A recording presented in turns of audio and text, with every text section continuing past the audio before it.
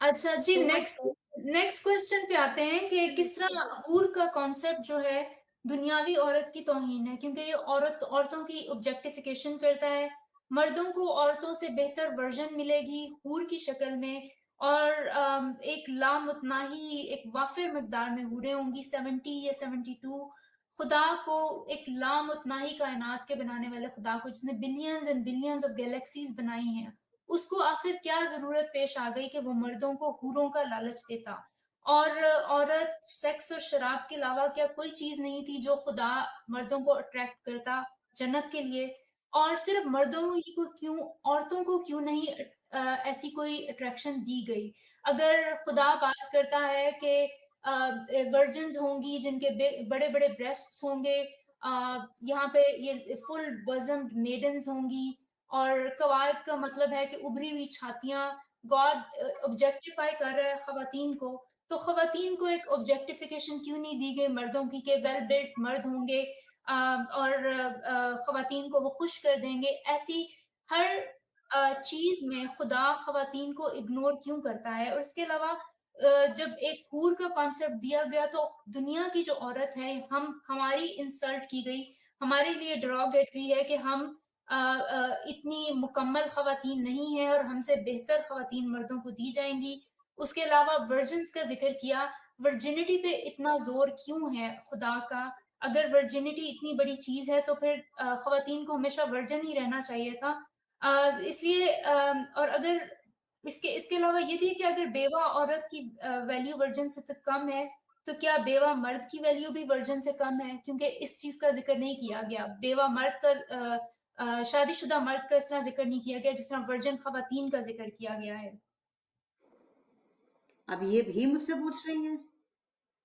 जाहिर है आप क्योंकि आप आप बिलीव करती हैं, आपको ये बातें प्रॉब्लमेटिक लगती हैं कि नहीं? मतलब आप मुझसे ये पूछ रही हैं खुदा ने ये क्यों कहा है कुरान में, ये क्यों नहीं कहा? अब ये हम्म। मुझसे पूछ रही हैं जी। कि खुदा माय गॉड, आप मुझसे ये पूछ रही हैं कि खुदा ने ये क्यों कहा है कुरान में, ये क्यों नहीं कहा कुरान में? तो एज एन आप ये ऑब्जर्वर आपका क्या ओपिनियन है? जी? एज एन ऑब्जर्वर आपका क्या ओपिनियन है इन Thanks चीजों God you know the art to ask the question, Kinza. I'm so glad that you know the art how to ask this oversensitive, highly sensitive question. So, matlab you're asking my opinion as just as an observer and a viewer. कि भाई of course I wish कि मैंने कुरान की तफसीर पढ़ी होती, उसको समझा होता और उसको डिटेल थॉरली स्टडी किया होता इस प्रोग्राम में आने से पहले या अपनी लाइफ में आज से पहले। So I strongly wish and pray कि मैं कुरान का तफसीर या तर्जमा पढूं, जो कि अल्लाह करे आप लोग भी पढ़ें और मैं भी पढूं, ताकि मैं सवाल का बेहतर जवाब दे सकूं। अव्वल तो मेरा नहीं ख्याल कि कोई कितना ही इसका इल्म रखता हो वो इस बारे में जवाब दे सकता हो खुदा ने ये क्यों कहा, खुदा ने ये क्यों नहीं कहा। तो खुदा की खुदाई बेहतर जाने कि उसने ये क्यों कहा और उसने वो क्यों नहीं कहा। And you want me to answer this just as a journalist, खुदा ने कुरान में ये क्यों कहा। आई एम सॉरी, आपकी सिलेक्शन ऑफ गेस्ट की सेंस बिल्कुल ठीक नहीं है। How can I tell you कि खुदा ने कुरान में ये क्यों कहा और ये क्यों नहीं कहा। आई एम मैं बहुत छोटी हूँ इस सवाल का जवाब देने के लिए, मेरा कद बहुत छोटा है सवाल का जवाब देने के लिए, लेट मी से दिस। और क्योंकि मैं इतने बड़े नौजुबिल्ला सवालिया निशान नहीं उठाती हूँ, अगर मैं कुरान की तफसीर समझ के भी पढ़ लूंगी तो अव्वल तो मुझे सवाल उठाने की जरूरत ही नहीं रह जाती, क्योंकि मैं समझ जाऊंगी कि खुदा ने ऐसा क्यों कहा। और जब तक मैंने वो पढ़ा नहीं है, मेरी औकात नहीं है मैं सवाल उठाऊं कि खुदा ने ये क्यों कहा और ये क्यों नहीं कहा। I don't want to be that daring actually. आप हैं तो आप ही सवाल का जवाब दे दीजिए, क्योंकि मैं तो इतना इल्म नहीं रखती हूँ। Your selection of guest is very wrong actually. मेरी सिलेक्शन ऑफ गेस्ट रॉन्ग है। अच्छा चले, आप इसका आपको मतलब चाहिए था मेरे बजाय आप आपको किसी गांधी साहब को बुलाती हैं, आप और या मकबूल जान साहब को बुलाती। जर्नलिस्ट ही बुलाने थे तो आपने गांधी साहब या और या मकबूल जान साहब जैसे बुला लेती। एज ए वेमेन आपको ये चीजें बॉदर नहीं करती कि इस्लाम ने औरत को ऑब्जेक्टिफाई किया? अब आपको ऑब्जेक्टिफिकेशन की डेफिनेशन में भी मेरी डिफरेंट हो आपकी डिफरेंट हो तो वो एक और इख्तिलाफ राय और स्कूल ऑफ थॉट है। डेफिनेशन है ना कि सेक्सुअलाइज किया है औरत के ब्रेस्ट को बता के, उसकी वर्जिनिटी को बता के, उसकी ब्यूटी को बता के, औरत को एक ऑब्जेक्ट की तरह, जिस तरह औरत मर्द की खेती है। खेती is an object, it's a non living thing. मर्द को औरत की खेती नहीं कहा, तो हर ऐसे लगता है कि जहाँ तक मर्द मैं समझ पाई हूँ आज तक, एज जस्ट एज ऑब्जर्वर की जो जहाँ तक मुझे बात समझ आई है कि जहाँ पर जिस तरह के थोड़ा सा या शायद पर्दा ही रखा गया है, तो ऑफ कोर्स अगर आपके मनपसंद हूरे मर्दों को मिलेंगी तो मेरा ख्याल है मनपसंद मर्द औरतों को भी मिलेंगे। अक्सर हमने मोहब्बत करने वाले लोगों को दुनिया में कहते हुए सुना है कि मुझे जन्नत में भी तुम ही चाहिए। ठीक है, तो वो मनपसंद मर्द जो है वो औरतों को भी मिलेंगे, अगर मनपसंद हूरें जो है या मनपसंद औरतें हैं वो औरतों को मिलेंगी, और जो आपकी मनपसंद औरत दुनिया में होती है वही आपको बेहतरीन शक्ल में मिलती है, जहाँ तक मेरा नाक है असल में। जन्नत में आपको वही लेकिन मिलेगी। इस तरह का पर्दा मर्द के लिए क्यों नहीं रखा गया? उनको तो बड़े क्लियरली बताया गया कि उनको क्या मिलेगा। ख़वातीन के लिए ये पर्दा खुदा की खुदाई जाने, अब उसमें ऐसा जब क्यों पर्दा इंसाफ़ी नहीं था? रखते तो फिर औरत की बॉडी को ऑब्जेक्टिफाई भी ना किया जाता। अगर इतना ये एक शर्म वाला कलाम था, इसमें ख़वातीन के ब्रेस्ट को डिस्कस किया गया, उनकी वर्जिनिटी को डिस्कस किया गया।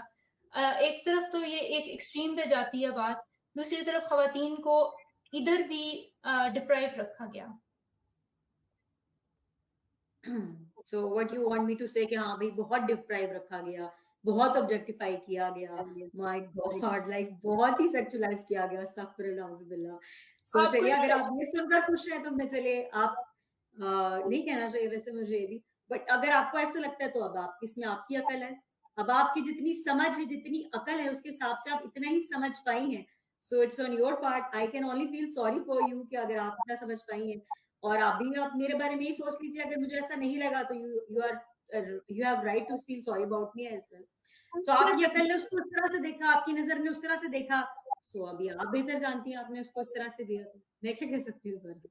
आप कैसे ये देखती तो हैं जो हूर का जो कॉन्सेप्ट है, आप उसे कैसे देखती हैं? मैंने अभी, एक तो आप मेरा जवाब सुनती नहीं है शायद। मैंने अभी यही कहा है कि अगर आपकी मनपसंद औरतें जन्नत में मिलेंगी तो ड्यूड आपके मनपसंद मर्द भी आपको जन्नत में मिलेंगे। हम अक्सर ये कहते हुए सुनते हैं कि जो मोहब्बत करने वालों की, कि मुझे जन्नत में भी यही मर्द चाहिए, इसी मर्द का साथ चाहिए, और वो अपनी भरपूर आई थिंक 33 इयर्स की या भरपूर जवानी में दोबारा से मिलेगा। लाइक आप बूढ़े होकर मरते हैं, आप जो लव बर्ड्स होते हैं दुनिया में, वो शायद बूढ़े होकर 70-80 साल की उम्र, लेकिन वो जब जन्नत में मिलेंगे तो वो अपनी भरपूर जवानी में एक-दूसरे को दोबारा मिलेंगे। तो आपके मनपसंद मर्द भी आपको जन्नत में मिलेंगे, डोंट यू वरी, आपके साथ नाइंसाफी नहीं होगी। आपको पूरा सेक्सुअली ऑब्जेक्टिफाई फॉर्म में मर्द भी मिलेंगे, okay? But you need to have guts to reach that stage to be in the जन्नत, of course, if you want your मनपसंद मर्द। सो वो आपको मिलेंगे, डोंट वरी। जहाँ तक मुझे मेरे पास नॉलेज है, आपको आपकी मनपसंद मर्द भी मिलेंगे, अगर आपको मनपसंद मर्दों को मनपसंद हूरें मिलेंगी तो। अच्छा, थैंक यू। हम इस बात पे बिलीव ही आपके नहीं साथ करते। नाइंसाफी नहीं होगी, डोंट वरी। अगर यहाँ हो रही है दुनिया में, तो कोई बात नहीं, वहाँ नहीं होगी। नहीं, जन्नत मैं इसी का नाम है, एक्चुअली नाइंसाफी नहीं होगी। मैं आफ्टर लाइफ पे बिलीव नहीं करती हूँ। मैं समझती हूँ कि we die once our heart stops beating, we die. There is no after life. So हम इस पे You मैं इस